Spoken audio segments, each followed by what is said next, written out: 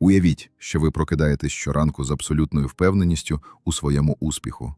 Не сліпою надією, не наївним оптимізмом, а залізною внутрішньою переконаністю, яка не залежить від зовнішніх обставин. Сьогодні ми розкриємо древню філософську систему, яка допомогла імператорам керувати державами, воїнам перемагати в найжорстокіших битвах, а звичайним людям досягати неймовірних висот. Це не чергова мотиваційна промова, яка зникне через годину після перегляду. Це практичний посібник з перебудови вашого мислення на фундаментальному рівні. Протягом наступних хвилин ви дізнаєтесь, чому більшість людей програють ще до початку боротьби, як давні філософи перетворювали перешкоди на можливості, і найголовніше, як застосувати ці принципи вже сьогодні. Ми пройдемо крізь конкретні техніки, які змінять ваше ставлення до невдач, навчать бачити приховані можливості там, де інші бачать лише проблеми, та допоможуть побудувати ментальну фортецю, яку не зможе зруйнувати жодна криза. Приготуйтесь переписати правила вашої внутрішньої гри, бо після цього відео ваше мислення вже ніколи не буде колишнім. Розділ 1. Внутрішня фортеця непохитності. Більшість людей будують своє життя на хиткому фундаменті зовнішніх обставин. Вони щасливі, коли світ до них прихильний, і руйнуються, коли доля повертається спиною. Але існує інший шлях. Шлях створення внутрішньої фортеці, яка залишається непорушною, незалежно від бурі навколо. Ця фортеця не з'являється випадково. Вона будується свідомо, камінь за каменем, думка за думкою, рішення за рішенням. Кожен день ви або зміцнюєте ці стіни, або дозволяєте їм руйнуватись під натиском сумнівів та страхів. Перший принцип побудови внутрішньої сили полягає у розумінні простої істини.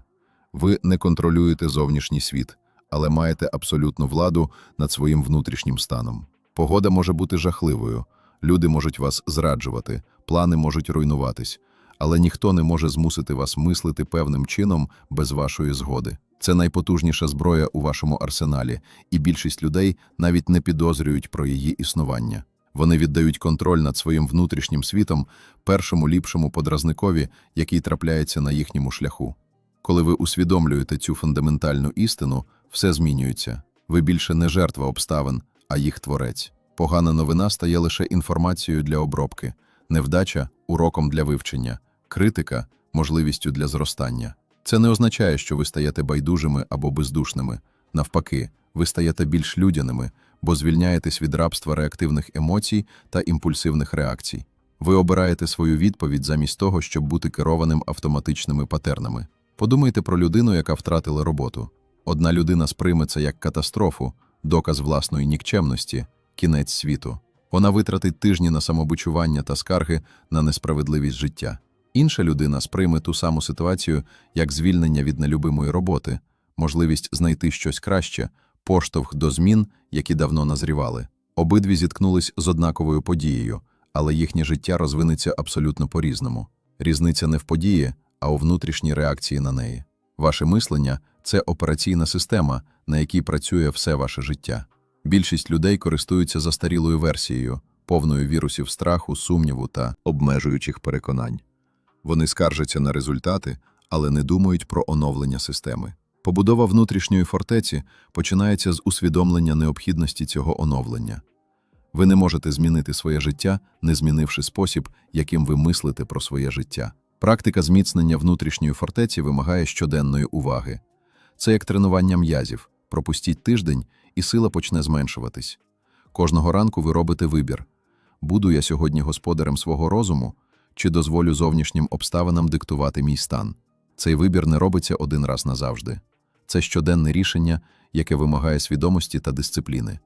Але з часом воно стає природним, автоматичним, частиною вашої особистості. Люди з міцною внутрішньою фортецею мають особливу якість. Їх неможливо зламати. Ви можете побити їх, обікрасти, зрадити, принизити, але їхнє внутрішнє ядро залишається недоторканим. Вони піднімаються знову і знову не тому, що вони надлюдські, а тому, що їхнє почуття власної цінності не залежить від зовнішніх обставин.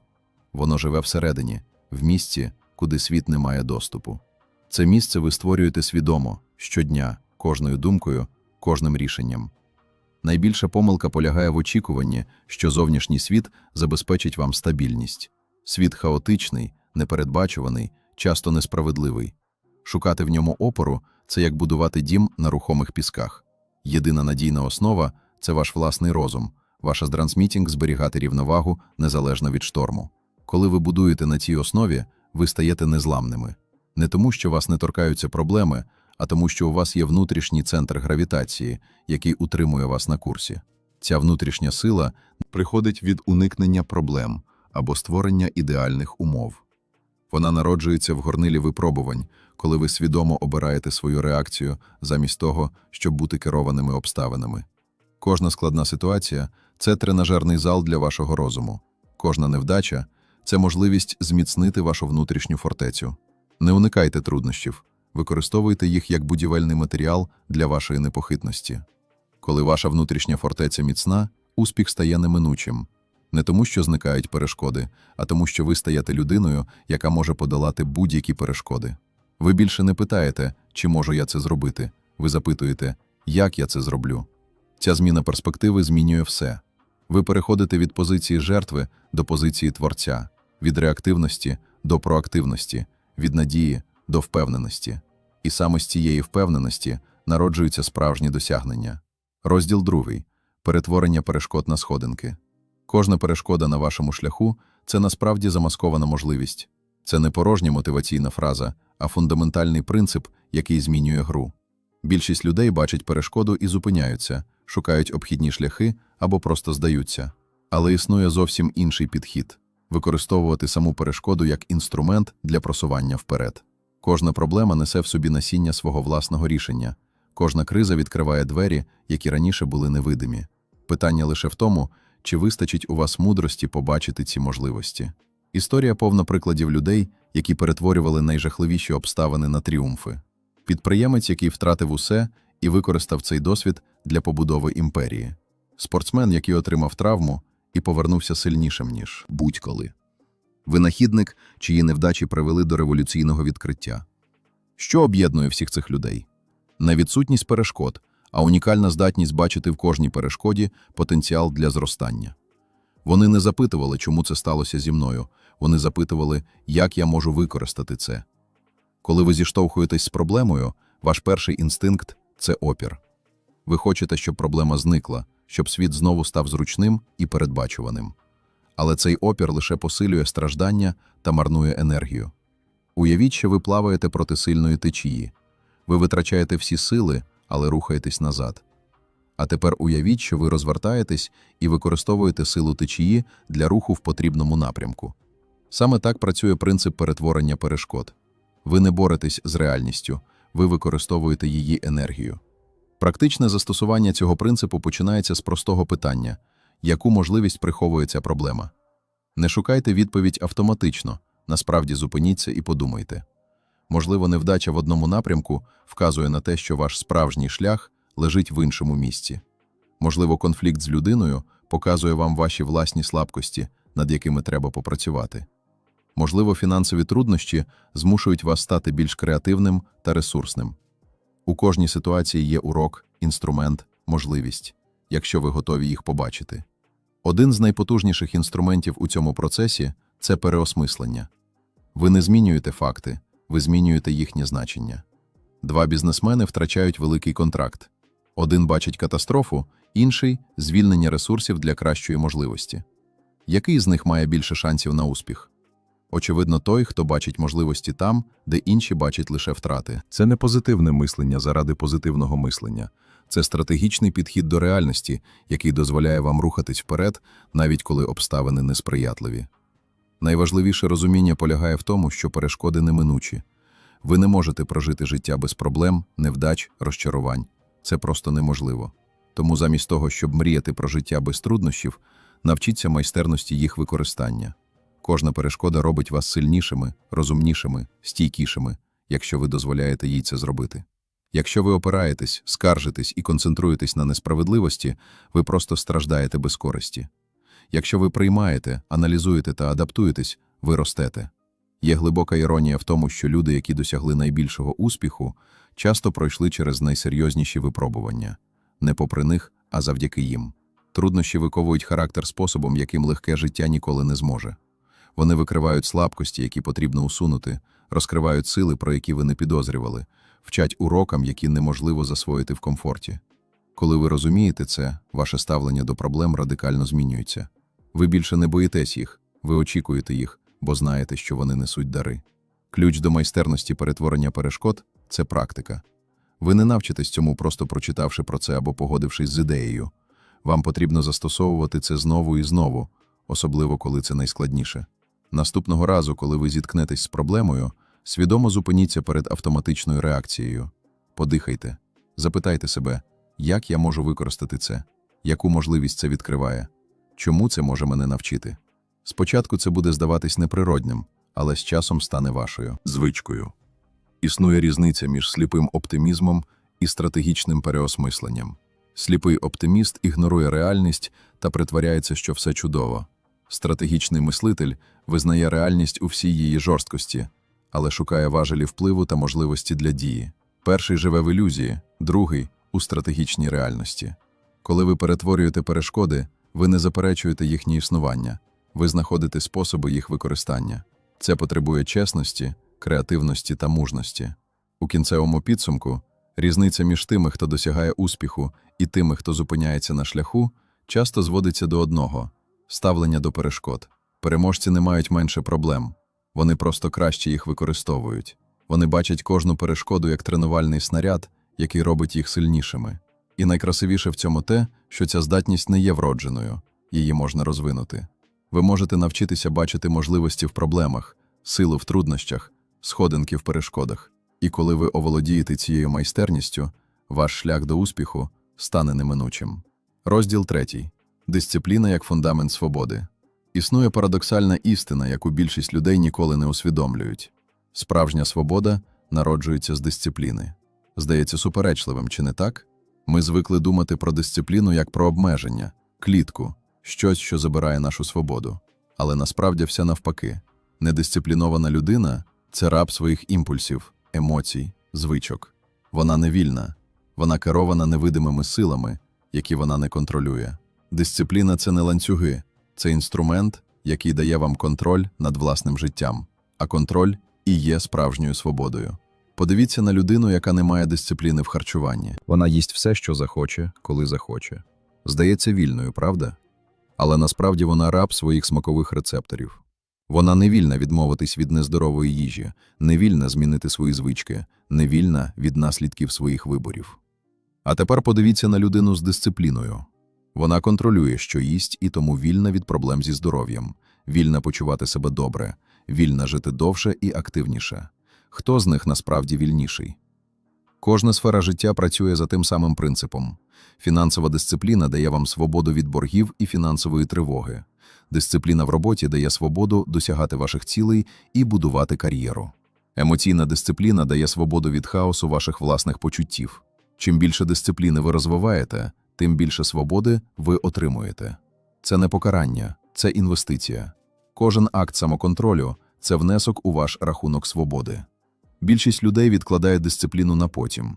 Вони кажуть собі, я почну з понеділка, з наступного місяця, з нового року.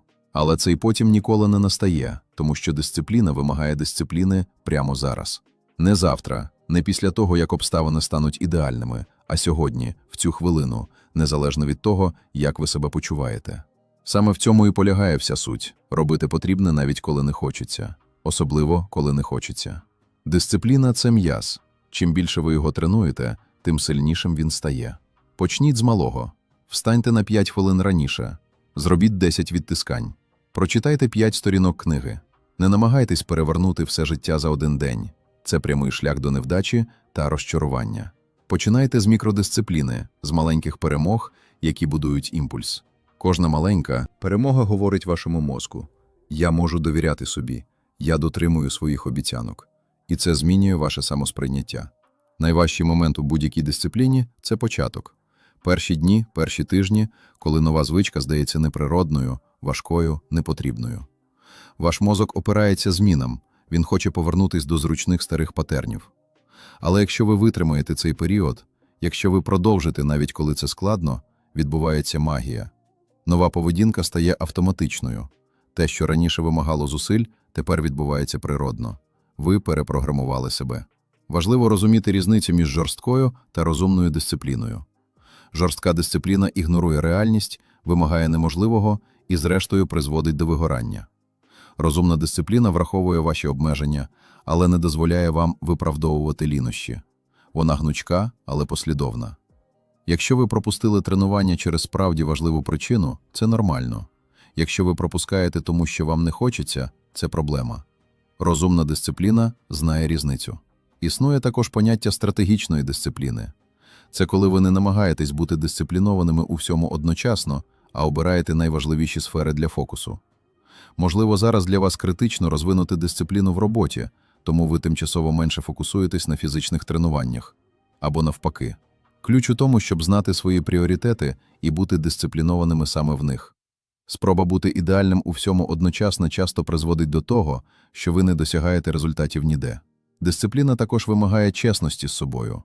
Легко обманювати себе, знаходити виправдання, пояснювати, чому сьогодні можна не дотриматись правила. Але кожен такий момент самообману ослаблює ваш фундамент. Ви не можете будувати дисципліну на брехні. Якщо ви порушили свою дисципліну, визнайте це. Не драматизуйте, не карайте себе, але будьте чесні. І потім просто продовжуйте. Одна помилка не руйнує все, якщо ви не дозволяєте їй стати звичкою. У кінцевому підсумку дисципліна – це не про те, щоб стати роботом без емоцій і бажань. Це про те, щоб бути господарем свого життя, а не його рабом. Це про свободу робити те, що ви насправді хочете, а не те, що вам диктують миттєві імпульси. Коли у вас є дисципліна, успіх стає неминучим, тому що ви здатні робити те, що необхідно, знову і знову, незалежно від настрою чи обставин. І саме ця послідовність, помножена на час, створює екстраординарні результати. Розділ 4. Мистецтво присутності в моменті. Більшість людей проживають життя у стані постійної відсутності. Їхнє тіло знаходиться тут, але розум десь в іншому місці. У минулому, що не можна змінити, або в майбутньому, яке ще не настало. Вони пропускають єдиний момент, який насправді існує – зараз. І в цьому полягає трагедія, тому що зараз – це єдиний момент, коли ви можете щось зробити, змінити, вплинути. Минуле закінчилось, майбутнє ще не почалось, але зараз цей момент належить вам повністю. І майстерність присутності в моменті змінює все. Коли ви їсте, дійсно куштуєте їжу. Або ви скролите телефон, думаєте про роботу, переживаєте про проблеми. Коли ви розмовляєте з людиною, дійсно слухаєте її. Або вже плануєте свою відповідь, думаєте про наступну зустріч, перевіряєте повідомлення. Коли ви працюєте, повністю занурені в процес. Або постійно відволікаєтесь, перемикаєтесь між завданнями, мрієте про вихідні. Більшість людей живуть на автопілоті, механічно виконуючи дії, але не будучи справді присутніми в них. Парадокс полягає в тому, що коли ви повністю присутні в моменті, ви насправді досягаєте більше. Не менше, більше. Тому що ваша увага не розпорошена на сотню різних напрямків, вона зосереджена на одному. І ця зосередженість дає якість, ефективність, глибину. Спортсмен, повністю присутній у грі, демонструє кращі результати. Художник, занурений у творчість, створює шедеври. Підприємець, зосереджений на поточному завданні, приймає кращі рішення. Присутність – це не розкіш, це конкурентна перевага. Але як навчитись бути присутнім у світі постійних відволікань? Це вимагає практики та свідомого зусилля. Почніть з простого. Коли ви робите щось, просто робіть це. Одне завдання за раз. Коли миєте посуд, повністю зосередьтесь на цьому процесі. Відчуйте воду, помітьте рухи своїх рук, будьте присутні. Коли йдете, просто йдіть. Відчувайте кожен крок, помічайте навколишнє середовище. Ці прості практики тренують ваш розум повертатись у момент. Найбільша перешкода на шляху до присутності – це ваш власний розум. Він постійно блукає, стрибає з теми на тему, генерує нескінченний потік думок. Це нормально, так він працює. Але ви не повинні слідувати за кожною думкою. Уявіть, що ваші думки – це хмари на небі. Вони приходять і йдуть, але небо, ваша свідомість, залишається незмінним. Ви можете спостерігати за думками, не ототожнюючись з ними. Цей простір між вами і вашими думками – це і є присутність. Коли ви присутні, ви помічаєте речі, які раніше пропускали. Можливості, які завжди були там, але ви були занадто занурені в свої думки, щоб їх побачити. Нюанси в поведінці людей, які дають вам важливу інформацію. Інтуїтивні підказки, які вказують правильний напрямок. Краса моменту, яка робить життя багатшим. Присутність відкриває двері до більш глибокого, повного досвіду життя. Ви більше не просто існуєте, ви по-справжньому живете. Є також глибокий зв'язок між присутністю і внутрішнім спокоєм. Більшість тривожності виникає від думок про майбутнє. Що може статись? Що якщо? Як я впораюсь? Більшість жалю походить з минулого. Що я зробив неправильно? Чому я не зробив інакше? Як все могло бути? Але коли ви повністю в моменті, зараз, більшість цієї тривожності просто зникає. Тому що прямо зараз, у цей конкретний момент, часто все в порядку. Проблеми існують в минулому і майбутньому, рідко в даному моменті. Практика присутності особливо важлива в складні моменти. Коли ви переживаєте кризу, стрес, перевантаження, ваш розум хоче втекти у турботи, у плани, у страхи. Але найефективніша стратегія – повернутись у момент і запитати, що я можу зробити прямо зараз. Не завтра, не наступного тижня, а зараз. Часто відповідь проста – дихати, зробити один крок, виконати одне завдання. І це достатньо. Кожен момент вимагає лише того, що він вимагає, не більше. Важливо також розуміти, що присутність не означає ігнорування минулого чи майбутнього. Ви можете і повинні вчитись на минулому, планувати майбутнє. Але робіть це свідомо, у відведений час, а потім повертайтесь у момент. Різниця між продуктивним плануванням і марними турботами величезна. Перше відбувається в момент, друге забирає вас з моменту. Перше створює ясність, друге породжує хаос. Коли ви оволодіваєте мистецтвом присутності, ваше життя трансформується. Ви більше не живете на автопілоті, реагуючи на події механічно. Ви стаєте свідомим творцем свого досвіду. Кожен момент – це можливість зробити вибір.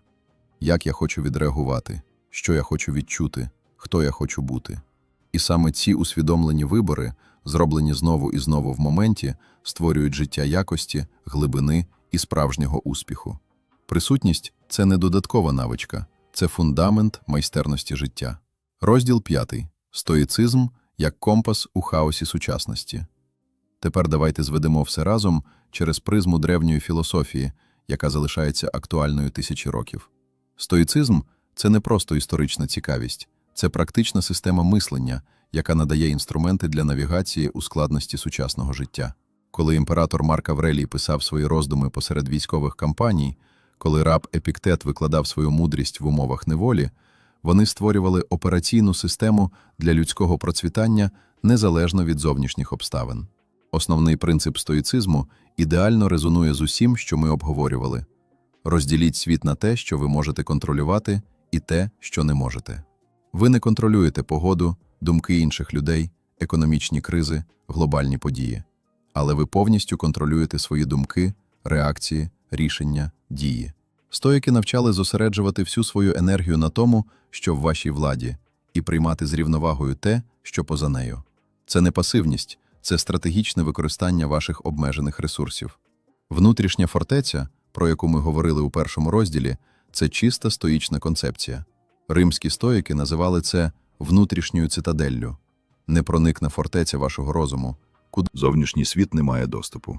Вас можуть позбавити свободи, багатства, навіть життя. Але ніхто не може змусити вас мислити певним чином без вашої згоди. Ця свобода, свобода вашого внутрішнього світу, єдина справжня свобода, яка у вас є. І саме вона робить вас непереможними. Стоїчний підхід до перешкод особливо потужний.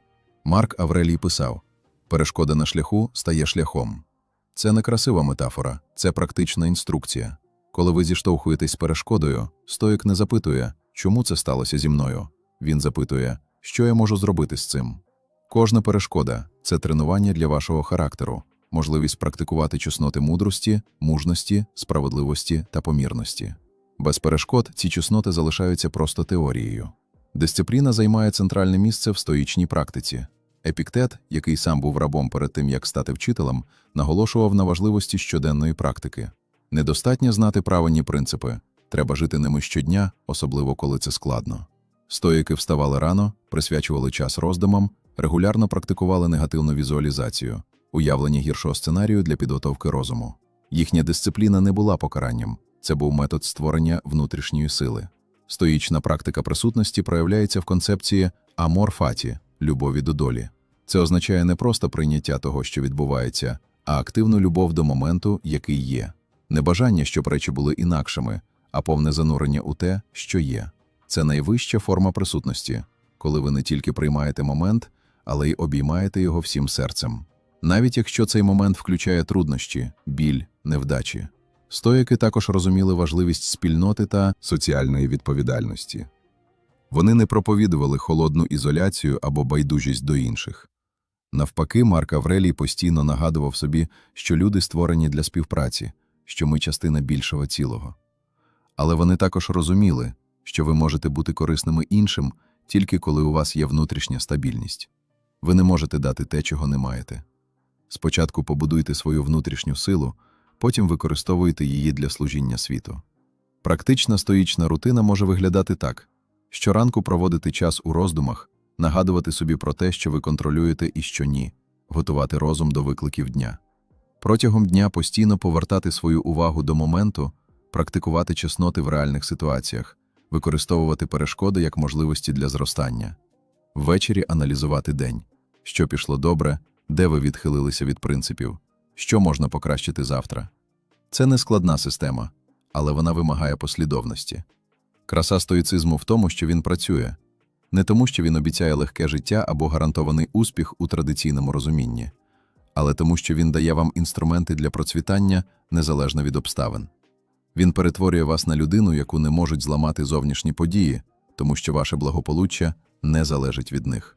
Він робить успіх неминучим не тому, що усуває перешкоди, а тому, що перетворює вас на людину, здатну подолати будь-які перешкоди.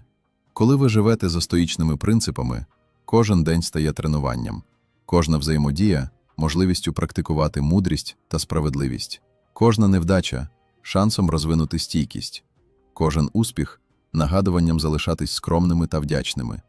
Життя перестає бути серією випадкових подій, які трапляються з вами, і стає майстерною, де ви свідомо створюєте себе. І саме це перетворення від жертви обставин до творця свого досвіду робить успіх не просто можливим, а неминучим. Стоїцизм – це не філософія для інтелектуальних дискусій, це керівництво до дії, компас у хаосі сучасності, який вказує шлях до справжнього, незламного успіху.